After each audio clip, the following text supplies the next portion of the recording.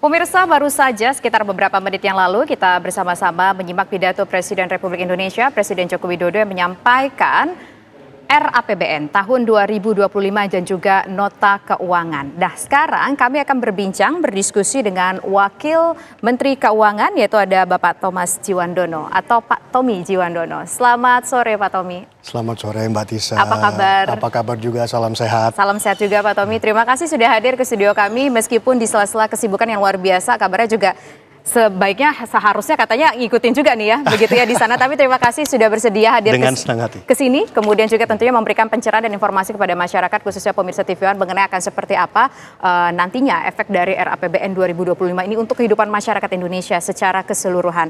Nah, Pak Tommy, sebelum kita membahas ke sana, tentu kita ingin tahu apa sih yang menjadi dasar untuk penyusunan RAPBN tahun 2025 ini. Oke, dasar-dasar itu kan sebenarnya kaitannya sama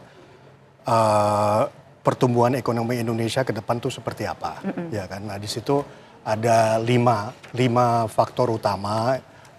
Yang pertama adalah konsumsi rumah tangga, yang kedua adalah belanja pemerintah berkualitas, ketiga peningkatan investasi, keempat adalah peningkatan ekspor, dan kelima adalah transformasi ekonomi. Ya, nah. Kelima hal ini sifatnya adalah yang semacam menopang lah pertumbuhan ekonomi. Nah, dasar-dasar yang tadi disampaikan Pak Presiden tentunya berkaitan dengan itu. Saya ambil misalnya ya, kalau kita bicara konsumsi rumah tangga itu kaitannya sama daya beli masyarakat yang terjaga. Ya, itu sesuatu yang sangat penting, daya beli masyarakat yang terjaga dan bahkan perlu kita tingkatkan. Ya. Tentunya inflasi juga harus terkendali dan lapangan pekerjaan harus meningkat. Semua ini ditopang dengan bantuan sosial dan perlindungan sosial yang dilakukan oleh pemerintah. Kalau kita bicara yang kedua, yang saya sebut tadi adalah belanja pemerintah yang berkualitas, itu kaitannya sama tiga hal utama yang akan difokuskan oleh pemerintah atau RAPBN 2025 di belanja prioritas atau berkualitas di bidang pendidikan, kesehatan, dan ketahanan pangan.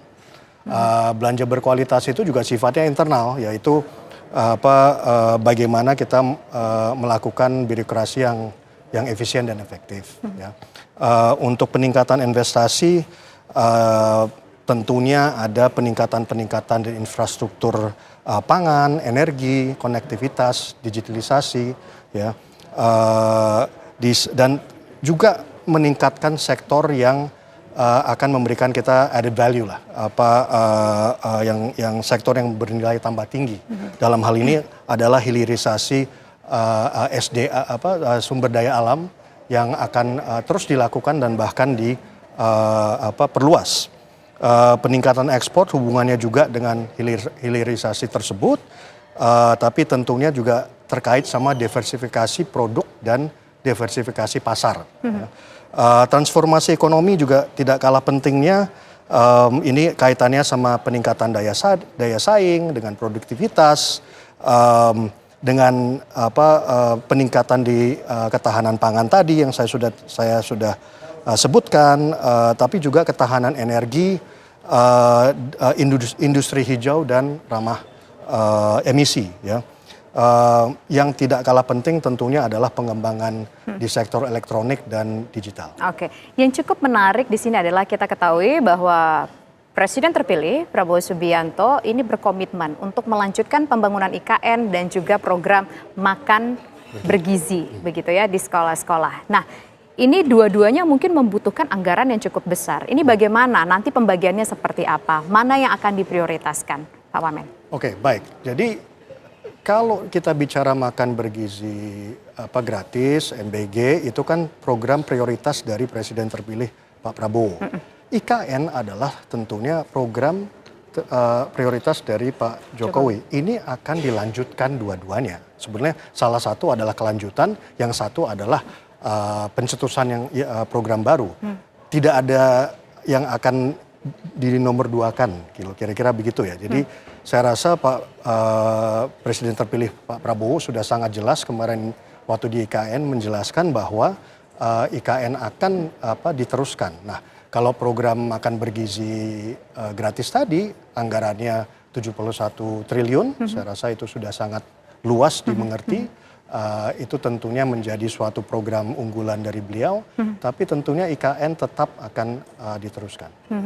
Nah, 71 triliun, kemudian kalau untuk IKN sendiri apakah sudah ada hitung-hitungannya Bapak sebelum kita masuk ke makan bergizi? Jadi kalau di hitungan untuk IKN tersebut ada di anggaran infrastruktur. Ya.